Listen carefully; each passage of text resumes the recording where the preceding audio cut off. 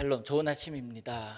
어젯밤에도 하나님 은혜 가운데 평안 누리면서 주무셨을 줄로 믿습니다. 오늘도 그 평안함이 이어지기를 원합니다.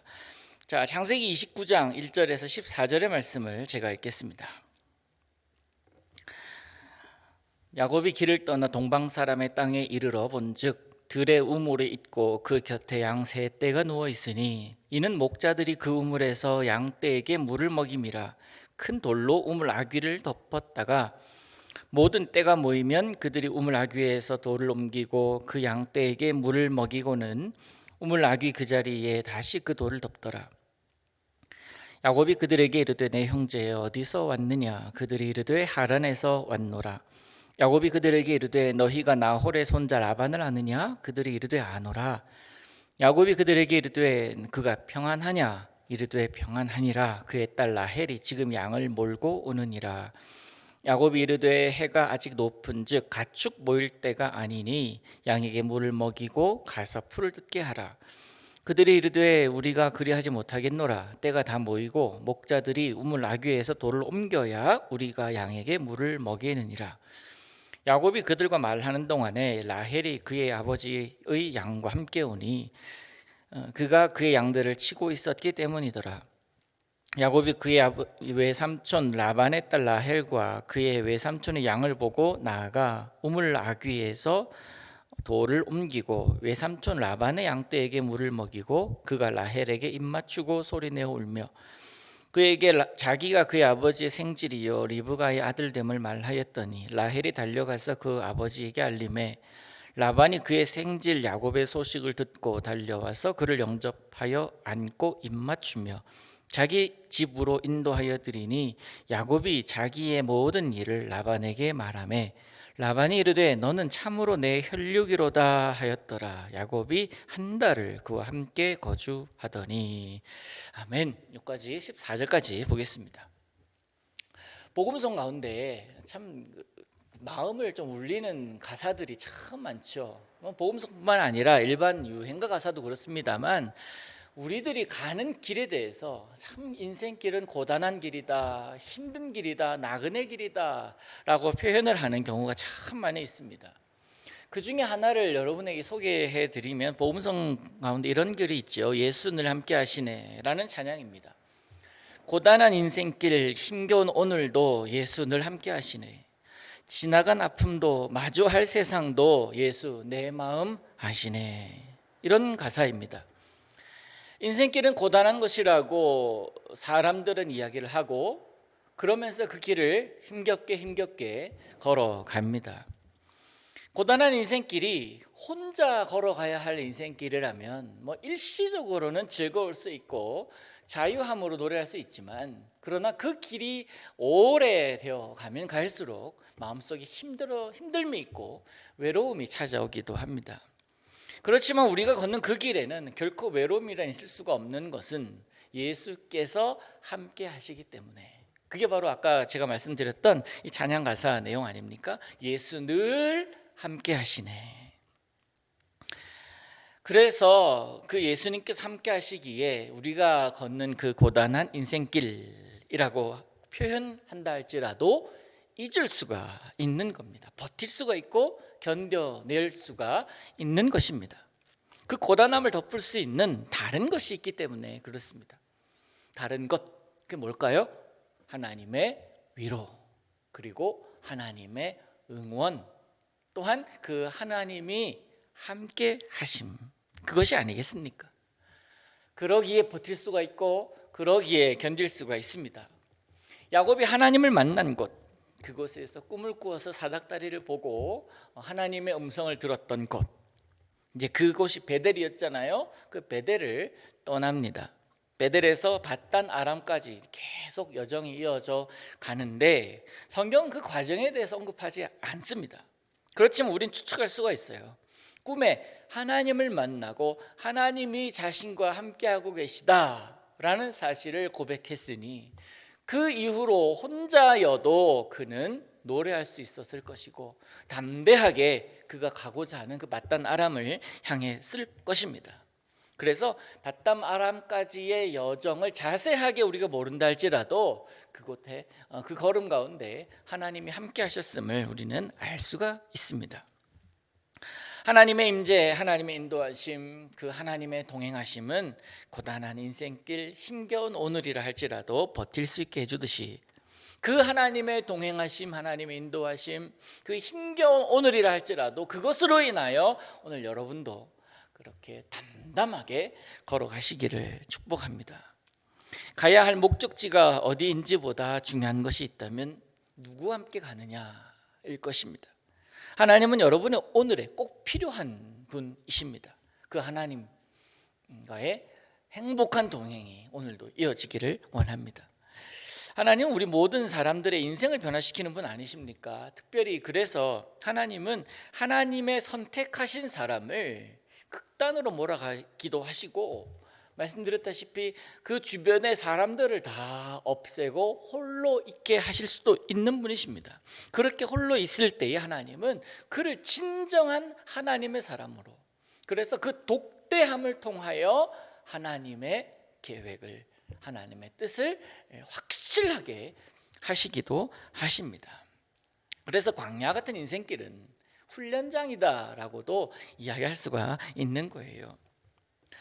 여러분, 이 야곱이 바단 아람으로 가는 그 여정, 처음에 부모님 그 에서와 이삭과 리브가, 그 이삭과 리브가를 떠나서, 그리고 지금 오늘 우리가 읽는 본문의 야곱, 그때 부모님과 함께 있었던 야곱, 너무 다른 모습이 아니겠어요?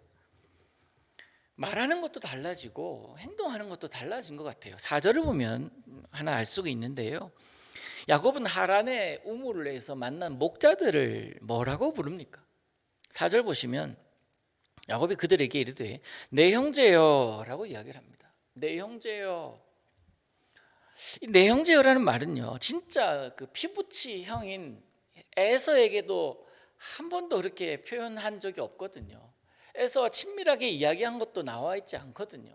뱃속에서부터 그들은 싸웠다라고 이야기를 하잖아요. 그런데 이 야곱이 바단 아람으로 가는 그 하란으로 가는 그 길 가운데 사람이 변화했어요. 변화되었습니다. 하나님 만나고 변했습니다. 말이 바뀌어요. 내 형제요. 여러분, 예수님을 만나고 하나님을 만나고 난 다음에 내가 변하는 것 첫 번째가 뭐냐면 말투예요. 내 말에 욕이 섞여 있지 않으면 대화가 되지 않는 그런 사람이라 할지라도 예수를 만나면 그 욕은 다 사라져요.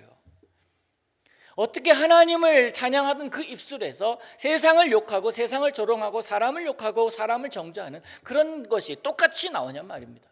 그럴 수 없거든요. 하나님은 그 입술에 정결함을 주셔요. 그래서 그가 말하는 것이 바뀌게 만듭니다. 야곱이 내 형제요 라고 이야기를 하는 모습이, 그 모습을 우리가 생각할 수 있지 않습니까?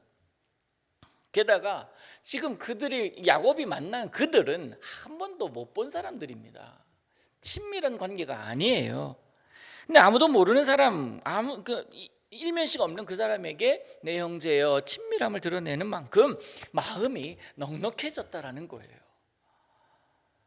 지금 그가 걸어온 길, 그 길 가운데 어떤 위험이 있었겠습니까? 얼마나 많은 위험이 있었을 것이고 얼마나 많은 두려움이 있었겠습니까? 그런데 그 걸음 가운데 표현하지 않았지만, 나타나지는 않지만 그 걸음 가운데 하나님과 함께하는 그런 그 기간이 있었기 때문에 사람을 만났어요. 내 형제여라고 하면서 그 마음에 여유가 느껴지잖아요.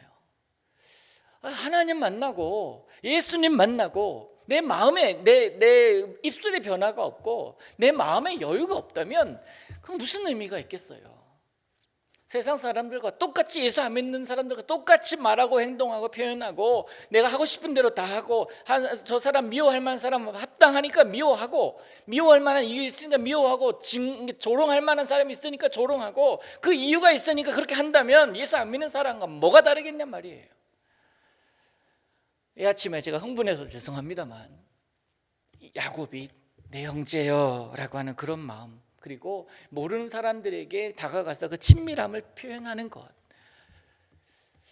하나님 만난 증거입니다. 여러분, 오늘 입술을 잘 보시기를 바라요. 그리고 내 주변 사람들에게 내가 어떻게 대하는지를 곰곰이 여러분 스스로를 보시기를 바라요. 내가 하나님의 사람이라는 것이 증명되는 여러분의 입술이요 여러분의 모습이기를 간절히 소망합니다. 또 다른 사람의 일에도 관심을 갖고 그 관심을 갖는 모습을 보여요. 자기만 알던 야곱 아닙니까? 형을 속이면서까지 자기가 추구하고자 취하고자 하는 것을 취하려고 했던 자 아닙니까? 야곱이. 근데 그 성품이 바뀌어버린 거예요. 어떻게 하다가 그렇게 됐다고요?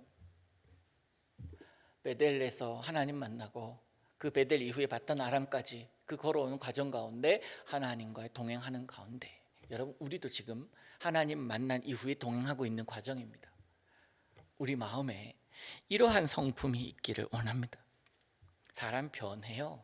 저는 사람 변한다고 믿습니다. 사람 죽어도 변하지 않는다. 아니에요. 예수 그리스도의 이름에는 능력이 있기에 또 우리를 하나님이 너무나 잘 아시잖아요. 그 가슴 속에 예수님 들어가면 예수님을 핍박하러 다니던 자가 예수님으로 인하여 핍박당하면서 그 이름을 지키려고 합니다.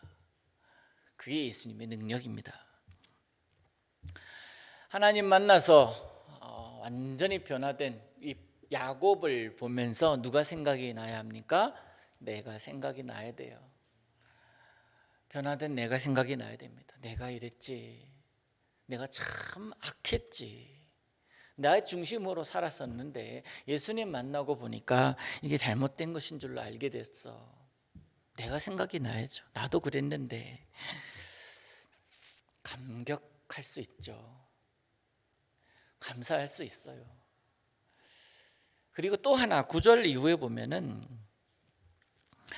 야곱이요 눈물을 흘려요. 여러분 눈물이 살아있다라는 것은 그만큼 내 마음속에 여전히 공간이 있다라는 거예요.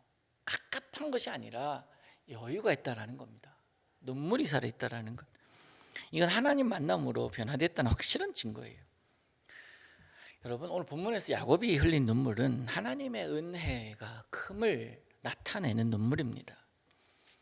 하나님의 은혜를 경험하면 눈물이 날 수밖에 없어요. 하나님이 나와 함께 하신다라는 것을 생각하면 눈물 날 수밖에 없습니다.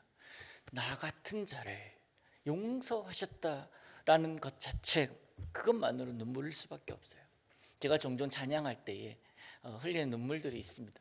또 여러분들이 기도할 때 흘린 눈물이 있고요. 말씀 전할 때 마음에 울컥해서 때로는 그 눈물을 참으면서 말씀 전할 때도 있거든요. 왜냐하면 하나님 얘기하는데 예수 그리스도를 얘기하고 있는데 아무런 감동 없이 얘기할 수 없잖아요. 그 예수님의 은혜를 알기 때문에 그 하나님의 사랑을 알기 때문에 눈물을 흘릴 수밖에 없지 않습니까? 이제까지 야곱은 잘못을 저지르고도 죄책감 같은 것 하나도 느낀 사람 아니었습니다. 회개의 눈물 한 방울 없던 사람이에요. 그런 야곱이 이 라헬을 만나고 엉뚱한 곳에서 눈물을 흘리고 있어요. 라헬을 만났는데 왜 웁니까? 라헬을 원래 알던 사람 아니에요. 근데 라헬을 통해서 가족을 봅니다. 가정을 봅니다. 아, 이게 가정의 사랑이구나. 이런 것이 가족이었구나. 일상에서 누리고 있고 그것을 발견해내야 할 은혜로구나. 너무 당연하게 생각했던 것들, 너무 쉽게 생각했던 것들, 일상에서 내가 만나는 것들 경험하는 것이기에 그냥 쉽게 넘어갈 수 있는 것임에도 불구하고 하나님 그곳에서 라헬을 통해서 눈물을 흘리게 하십니다. 야곱으로 하여금 말이에요. 이게 은혜였구나. 이게 하나님의 사랑이구나. 깨닫는 순간에 그런 눈물입니다. 여러분, 그 눈물이 회복되기를 원합니다. 하나님을 향한 깊은 은혜가 여러분 가운데 있습니다. 당연한 것 아니에요. 하나님 만났을 때에 그것이 은혜로구나 고백하게 되는 겁니다. 여러분 오늘 그 하나님과 동행하면서 그 하나님께서 주신 은혜, 하나님께서 주신 사랑, 너그러워지는 모습들, 입술이 정결한 모습들, 그리고 하나님께서 나로 하여금 여전히 사랑하시는구나, 그래서 나와 동행하시는구나 하는 것을 고백하면서 하나님의 은혜를 좀 더 깊이 생각하는 이날 보내시기를 바랍니다. 하나님은 여러분의 하나님이십니다. 하나님은 여러분과 오늘도 함께 하실 것입니다. 그 하나님과 더불어 행복함을 누리는 이날 보내시기를 우리 예수님 이름으로 축복합니다. 기도합니다.